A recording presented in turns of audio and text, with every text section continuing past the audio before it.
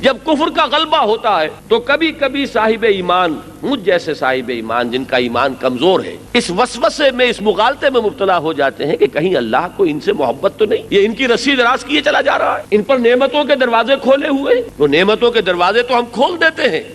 تاکہ ان کا خبث، ان کے اندر کی ناپاکی پورے طور پر ظاہر ہو جائے۔ بہرحال جو مغالطہ ہو جاتا ہے، کوئی مسلمان جو مارے کھا رہا تھا، پٹ رہا تھا، کبھی سوچتا ہوگا کیا اللہ کو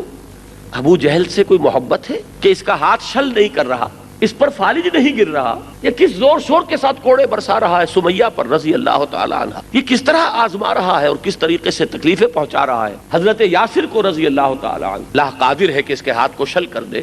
اللہ قادر ہے کہ اس پر ابھی فالج گر جائے۔ تو کیا وجہ ہے؟ اس وسوسے کی نفی کی، انہ لا یحب الکافرین،